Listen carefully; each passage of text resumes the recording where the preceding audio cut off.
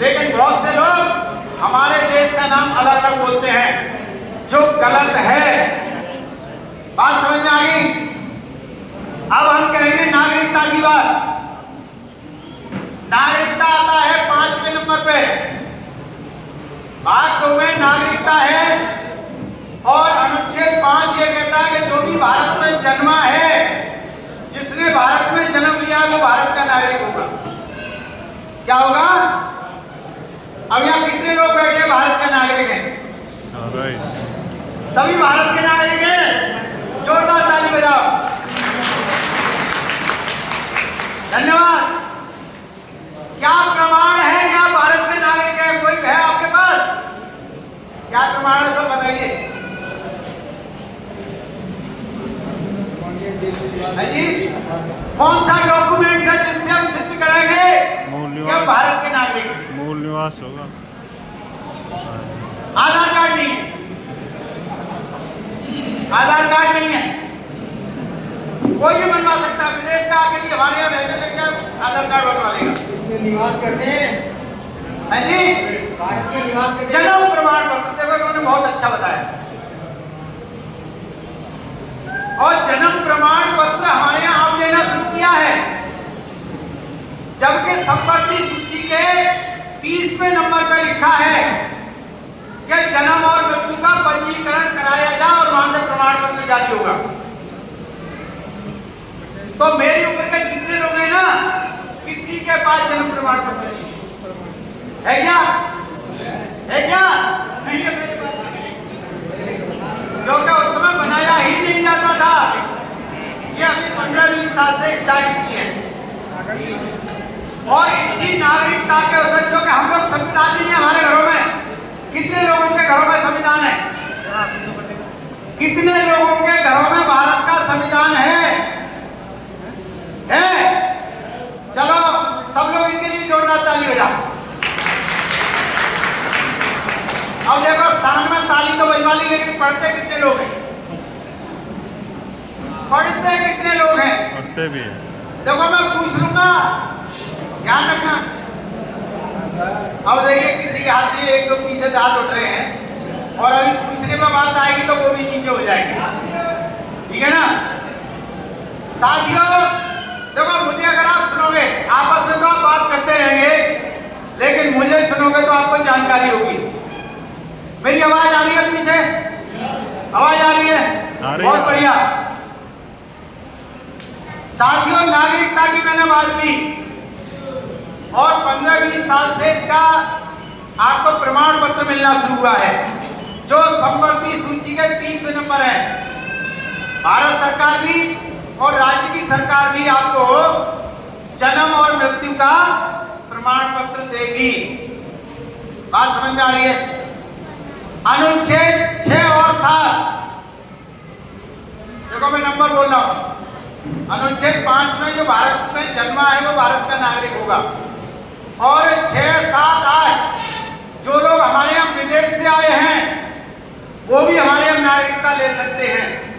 लेकिन ऐसे लोगों पर 2 देश की नागरिकता होगी। कितने देशों की? दोहरी नागरिकता हो जाएगी। उसके लिए हमारे यहाँ अनुच्छेद 9 है। कौन सा नंबर है? अनुच्छेद 9, जो ये कहता है कि जो जिनके पास 2 देश की नागरिकता है उन्हें भारत का नागरिक नहीं समझा जाएगा। बात समझ में आ रही है? लेकिन हमारे यहाँ 2 देश के नागरिक भी पार्लियामेंट में पहुंच जाते हैं। मिस्टर LK आडवाणी वो पाकिस्तान के नागरिक भी हैं और भारत के हैं। उनको कोई अधिकार नहीं है कि पार्लियामेंट में पहुंचे। हमारे यहाँ मैडम सोनिया गांधी जी हैं, वो इटली की भी नागरिक हैं और भारत की नागरिक हैं। 2 देश की नागरिक हैं, लेकिन दोनों ही पार्लियामेंट और भी हो सकते हैं। ये तो मैं फॉर एग्जाम्पल एक उदाहरण दे रहा हूं। अनुच्छेद 9 कहता है कि ये हमारे भारत के नागरिक जो कॉन्फिडेंशियल चीजें उनके लिए नहीं है, वो रह सकते हैं, कारोबार कर सकते हैं, लेकिन member of parliament IAS IPS जो गोपनीय जगह है उनके लिए उनका चयन नहीं किया जाएगा। लेकिन फिर भी ये पार्लियामेंट पहुंच जाते हैं। बात सही है कि नहीं है? कैसे पहुंचते हैं ये बताऊं मैं आपको। सब लोगों ने ट्रेन में यात्रा की होगी इस अनुच्छेद 9 को समझाने के लिए। ट्रेन में यात्रा की है, सभी ने की है। उसमें एक टीसी चलता है, टीसी टिकट कलेक्टर। बहुत से लोग बिना टिकट यात्रा करते हैं, उसको चकमा दे करके करते हैं। यस और नो? करते हैं ना? लेकिन जब मजिस्ट्रेट चेकिंग हो जाए तो क्या होता है? पकड़े जाते हैं ना। ऐसे ही हमारे यहाँ अनुच्छेद 102 है। क्या है? अनुच्छेद 102 मजिस्ट्रेट चेकिंग से याद रखिए। हमारे यहाँ राष्ट्रपति को राइट है, राष्ट्रपति को अधिकार है कि ऐसे लोग जो निर्वाचन आयोग को चकमा दे करके चकमा दे करके पार्लियामेंट में पहुंच गए हैं, तो अनुच्छेद 102 के तहत राष्ट्रपति उनकी जांच कराएगा। क्या कराएगा? उनकी जांच कराएगा। और ऐसे लोग पाए जाते हैं जिनमें 2 देश की नागरिकता है, उनको वहां से हटा दिया जाएगा। लेकिन क्या इन 73 सालों में ऐसी कोई जांच हुई? ऐसी जांच हुई? नहीं हुई। किसी भी राष्ट्रपति ने जो मेंबर ऑफ पार्लियामेंट पहुंचे हैं, अनुच्छेद 102 में और भी बहुत सी बातें हैं। दिवालिया, पागल, भ्रष्ट, अपराधी, इसमें कोई जांच नहीं करेगी। तो ये जांच होनी चाहिए या सुन लो? होनी चाहिए। अब देखो आपकी आवाज नहीं आई। होनी चाहिए। होना चाहिए कि नहीं? होना चाहिए। अगर ये जांच हो जाएगी तो फिर कोई भी अपराधी पार्लियामेंट में नहीं पहुंचेगा। बात समझ में आ रही है? और 9 के बाद नंबर आता है 10 और 11। उसमें यह है कि कोई भी हमारे भारत का नागरिक होगा, उसकी नागरिकता खत्म नहीं की जाएगी। बात समझ में आ गई? देश का नाम समझ में आ गया। हम भारत के नागरिक हैं या नहीं है, यह भी आपकी समझ में आ गया होगा। अब हम अपने अधिकारों की बात करेंगे। क्या करेंगे? देखो मुझे नंबर बताते जाना, क्योंकि मेरा गणित बहुत कमजोर है, गिनती मुझे आती नहीं है। बताएंगे ना हम लोग? बहुत बढ़िया बताएंगे। देखो किसी का आवाज नहीं आ रही भाई, कोऑपरेट करिएगा। एक बार जोरदार ताली बजाओ, सुनना नहीं है यहाँ पर। धन्यवाद साथियों। इसके बाद आता है अनुच्छेद 12। 12 को आप बराबरी से याद रख सकते हैं। बराबरी कि सबको अनुच्छेद 12 में संविधान ने बराबर कर दिया, चाहे वो देश का राष्ट्रपति हो, प्रधानमंत्री हो, सांसद हो, मुख्यमंत्री हो, राज्यपाल हो, और कोई भी अधिकारी हो या कोई चपरासी हो। सभी लोग क्या होंगे? साधारण सामान्य होंगे, जनरल होंगे। कोई भी अगर इनमें से अपराध करता है, अगर राष्ट्रपति भी किसी से छेड़खानी कर देता है, तो उसके खिलाफ भी कार्रवाई होगी। क्या होगी? और ये अधिकार दिया है 361 के दूसरे परंतु में। अनुच्छेद 361 में ये अधिकार है आप लोगों को कि आपसे कोई भी भारत सरकार का व्यक्ति भी, कोई मिनिस्टर अगर आपसे बदतमीजी कर देता है, अभी जो खिलाड़ी हैं वो उन्होंने FIR दर्ज की है कि नहीं की है? वो धरना दे रही है, कार्रवाई नहीं हो रही है, बात अलग है।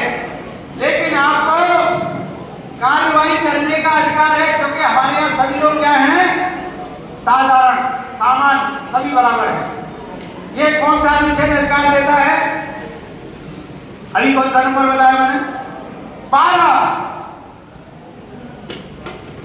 ये 12 की बात समझ में आई? देखो ये ज्ञान की बात हो रही है, बात समझ में आ रही है। और अनुच्छेद 13 ये सबसे लकी नंबर है हमारे लिए। अनुच्छेद 13 जो है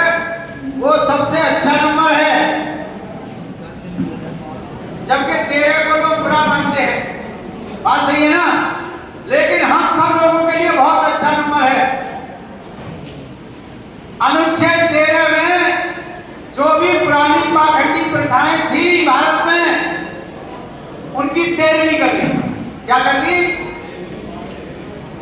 13वीं का मतलब जानते हो कि कोई मर जाता है, उसका खाना पीना होने के बाद उसका नाम खत्म। बात समझ में आ रही है? तो अनुच्छेद 13 में पुरानी पाखंडी प्रथाएं, जो भी रूढ़ी या पुरानी जो भी व्यवस्था थी, या महिलाएं पर्दा करके बैठी हैं, ये व्यवस्था खत्म कर दी गई है। क्या कर दी गई है? खत्म कर दी गई है। कोई पर्दा करने की जरूरत नहीं है किसी से। ऐसी प्रथाएं और वो कैसी खत्म कर दी गई है? शून्य तक उनकी 13वीं कर दी। अलग पड़ जाए थे, अलग थलग 13वीं समझ में आ गई 13 नंबर से। और उसके खंड 2 में कहा गया है कि ऐसी कोई विधि भारत की सरकार बनाएगी भी नहीं, और बना दिया तो वो भी शून्य हो जाएगी। बड़े तो बात समझ में आ रही है? हेलो अरे तो भैया, मुझसे बात कर लेना। हेलो, मैंने कहा मुझसे बात कर लेना। हाँ आपस में क्यों कर रहे हो? कोई बात नहीं समझ में आया तो मुझसे बात करिए। कड़िन तो मैं आपसे बातचीत करने आया हूँ।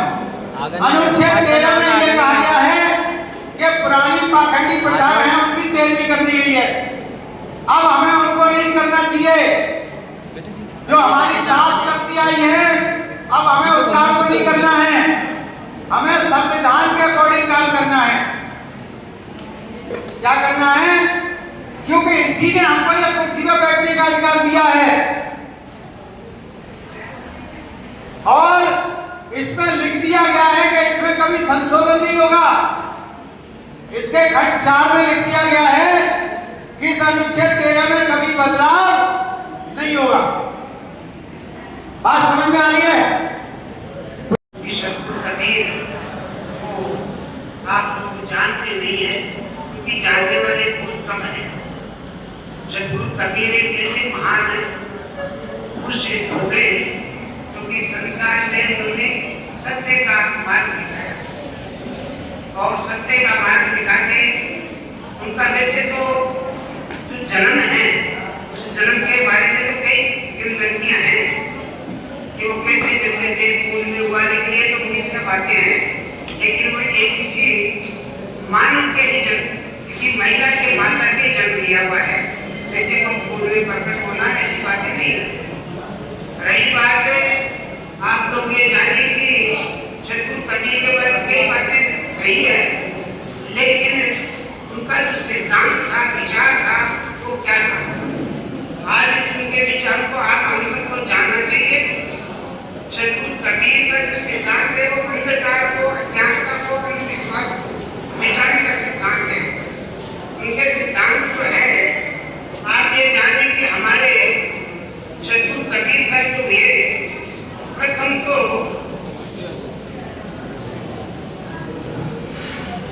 उन्होंने जो हमारे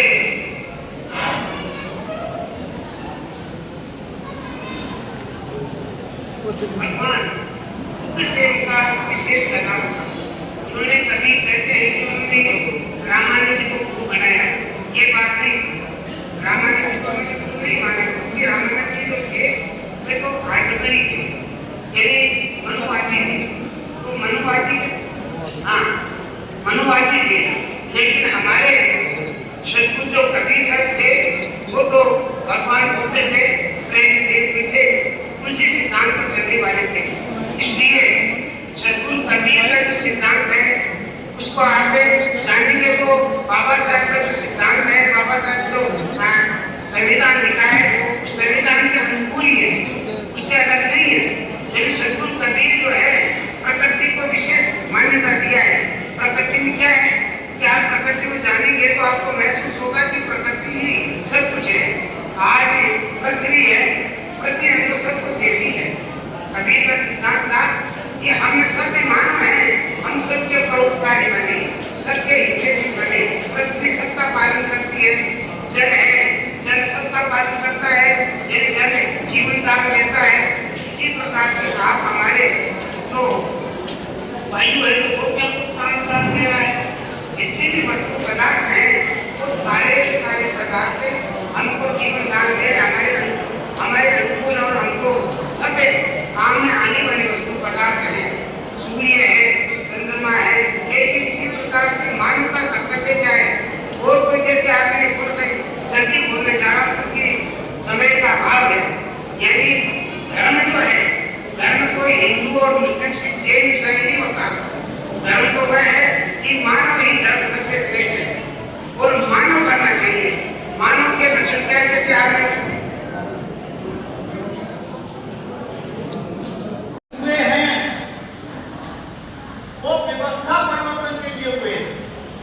बात सही है? यस और नो? देखो मेरी बात सही लगे तो यस बोलना है और गलत लगे तो नो बोल सकते हैं। बोल सकते हैं कि नहीं? देखो मैं यहाँ भाषण देने नहीं आया, मैं आप लोगों से बातचीत करने आया हूँ। मेरा नाम नेत्रपाल सिंह इंडियन है और मैं हाथरस यूपी से आया हूँ। कोई भाषण देने नहीं आया, केवल आपसे बात करने आया हूँ। मेरी बात अच्छी और सही लगे तो हाँ बोलना है, यस बोल सकते हैं, बोल सकते हैं और गलत लगे तो नो भी बोल सकते हैं। बोल सकते हैं ना? सबको बोलने का अधिकार है। संविधान में सबको बोलने का अधिकार दिया है ना? तो मैं आज वही संविधान के बारे में बताऊंगा जिसकी वजह से आज आप कुर्सियों पे बैठे हैं। बात समझ में आ गई? साथियों, 1950 से पहले की जितनी व्यवस्थाएं थी हम उन पर कोई चर्चा नहीं करेंगे। जो पुरानी व्यवस्था है उन पर हम कोई चर्चा नहीं करेंगे। क्यों नहीं करेंगे? क्यों नहीं करेंगे उसका कारण है। देखिए मेरा नाम नेत्रपाल सिंह इंडियन है। अगर मैं ये कहूं कि नेत्रपाल सिंह इंडियन अच्छे आदमी हैं तो प्रचार किसका हो रहा है? नेत्रपाल सिंह का हो रहा है, यस और नो? और मैं ये कहूंगा नेत्रपाल सिंह बुरे आदमी हैं। कैसे आदमी हैं? बुरे आदमी हैं, खराब आदमी हैं। तो प्रचार किसका हो रहा है? नेत्रपाल सिंह का ही हो रहा है, किसी और का हो रहा है? तो हम पुरानी व्यवस्थाओं की कोई चर्चा नहीं करेंगे क्योंकि हमारे विद्वानों ने कहा है कि जिस व्यवस्था को खत्म करना हो उसका नाम लेना बंद कर दो। क्या कर दो?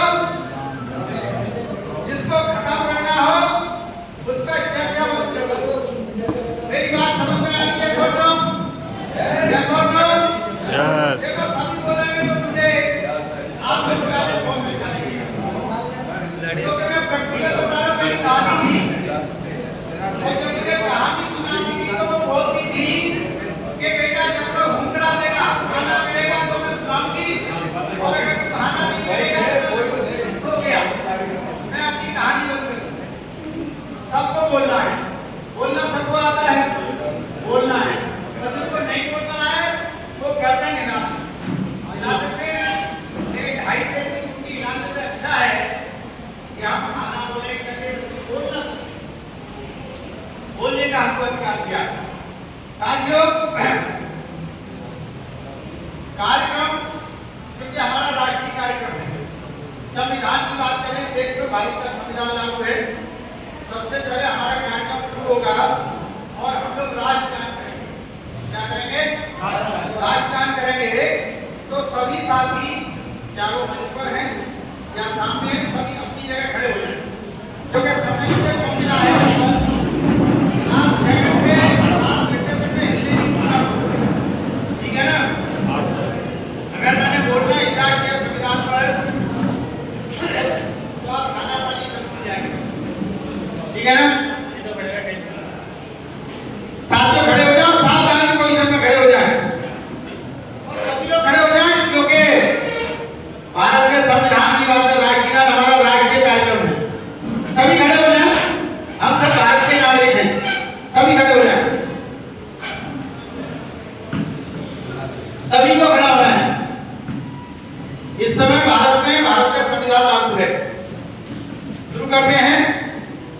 जनगण मन अधिनायक जय हे भारत भाग्य विधाता, पंजाब सिंध गुजरात मराठा द्राविड़ उत्कल बंग, विंध्य हिमाचल यमुना गंगा, उज्जल जलद तरंगा, तब शुभ नामे जागे, तब शुभ आशीष मांगे, गाए तब जय गाथा, जनगण मंगलदायक जय हे भारत भाग्य विधाता, जय हे जय हे जय हे जय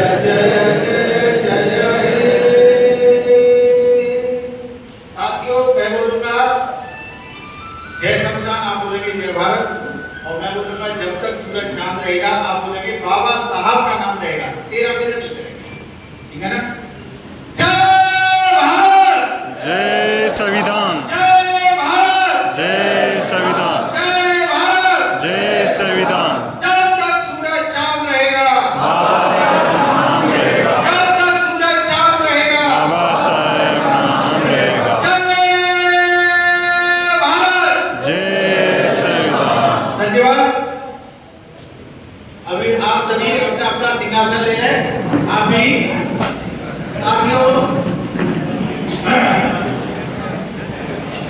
आज का कार्यक्रम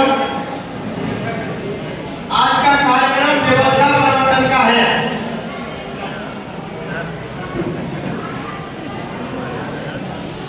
व्यवस्था परिवर्तन।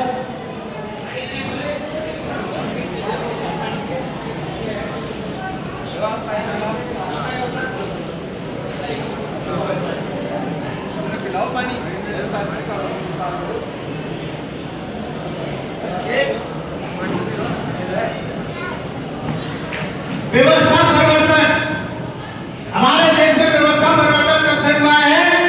जब से भारत में भारत का संविधान लागू हुआ है। बात सही है? मेरी आवाज आ रही है? बात सही है? व्यवस्था परिवर्तन कब से हुआ है? जब से भारत में भारत का संविधान लागू हुआ है।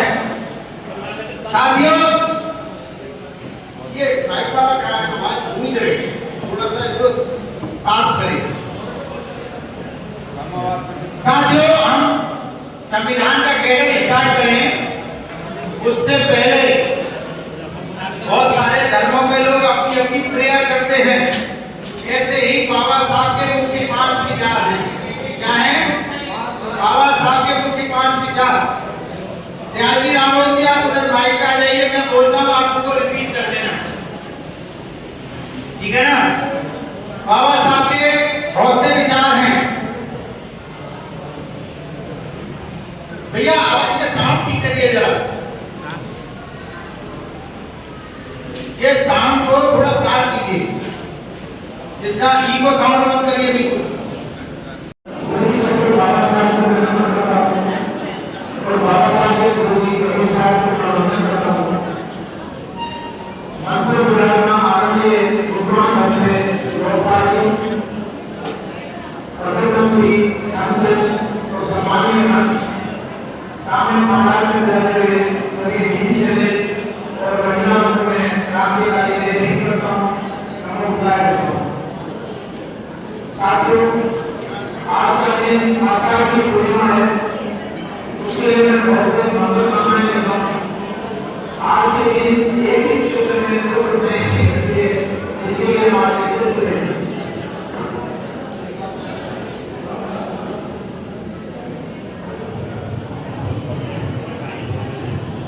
साथियों, सबसे पहले मैं कबीर जयंती जी की आपको बहुत बहुत मंगलकामनाएं देता हूँ। और आज के दिन आषाढ़ पूर्णिमा को पंचम परिवर्तन जो तथागत ने अपने 5 शिष्यों को दिया था, वो भी आज के दिन की घटना है, वो भी महत्वपूर्ण घटना है। सबसे पहले मैं भूखा सामाजिक शैक्षणिक संस्थान के पदाधिकारियों, विशेष रूप से जुड़ेवाली बनारवा साहब, एडवोकेट जितेंद्र जी और उनकी टीम को बहुत बहुत साधुवाद देता हूँ कि उन्होंने ये भव्य सम्मेलन आयोजित किया। हमारी माता बहनों को प्रतिभागी के रूप में सम्मानित करने के लिए यत्न किया और विद्वान वक्ताओं को भी आमंत्रित किया, संविधान के विशेषज्ञों को नेतृत्व के लिए आमंत्रित किया। मैं बहुत बहुत आपको संस्था में साधुवाद देता हूँ।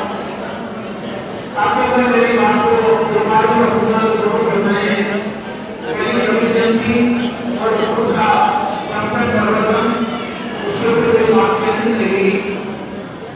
साथ में कबीर जयंती के लिए अगर हम ये कहें कि कबीर जयंती है या कबीर प्रकट दिवस है, इसके ऊपर भी एक तरह से विद्वानों का मतभेद है। कबीर जयंती किसी महापुरुष को पैदा करने होता है, तो विवाद ये है कि कबीरदास जी का प्रकट दिवस है, क्योंकि रहता जो बाला था 80 का, वहाँ पर कबीरदास जी ने एक बालक मिलता है, नीम और नीमानंद रहने का पालन पोषण किया, ये सत्यता है। लेकिन उनके माता जी पिताजी का पता नहीं, इसलिए कुछ लोगों का विचार है कि कबीर का प्रकट दिवस है, जयंती नहीं है, प्रकट दिवस है। दूसरी बात, कबीरदास जी ने जो आंदोलन किया, जो कबीर संप्रदाय किया, जो आतंक और अंधविश्वासों के खिलाफ संघर्ष किया, एक विद्रोह किया, वो अपने आप में एक बहुत बड़ा विचारधारा, एक दर्शन है। और उसी दर्शन की वजह से बाबा साहब डॉक्टर अम्बेडकर ने कबीर को सामाजिक गुरु माना।